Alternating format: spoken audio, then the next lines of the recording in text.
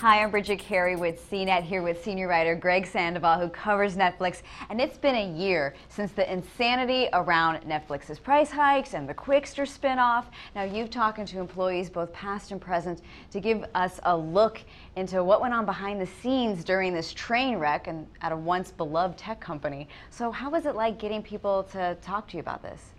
I've been covering this beat for 6 years, and I've never had anybody give me anything. Any information, inside information, anything like that about the company until now.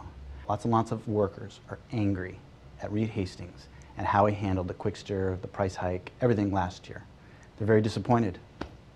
Well, it seems like he was just pushing through with, dividing DVDs from the company, starting Quickster. It's hard to believe that everyone was on board with this. Was this a culture where people could speak up and say, hey, we don't really like this idea? It used to be.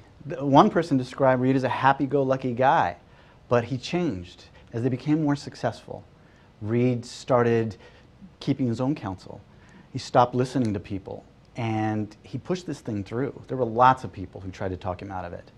But he had an idea. He's worried about the future, right? We're going to streaming, and he wanted to be rid of DVDs, and he wanted to do it quickly. And that was it. They pushed this thing through, and there's nothing to indicate that it was well thought out.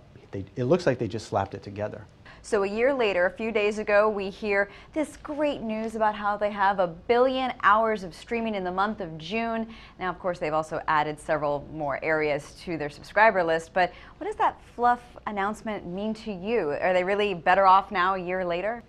They're trying to work their way back, but metrics like that, that's not how you measure a company like Netflix. It is still the same company at its core.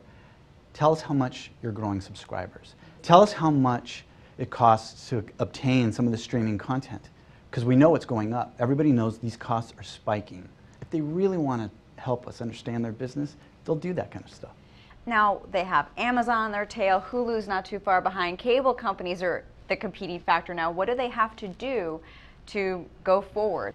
Here's the chief challenge for Reed Hastings right now. He's got to prove that he can grow his subscribers with what is probably, I don't think I'm being unfair, is a very mediocre catalog, right? You go into the streaming and it's reruns, TV reruns, you have, B-title films, documentaries. There's nothing fresh and there's nothing new.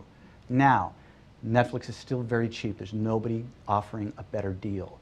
Will people just say, hey, whatever he's got there, I'll find something to watch? Because it is a lot less expensive than any cable company. He's got to prove that, and we're going to see that in the next few quarters. Well, thanks, Greg. For CNET, I'm Bridget Carey.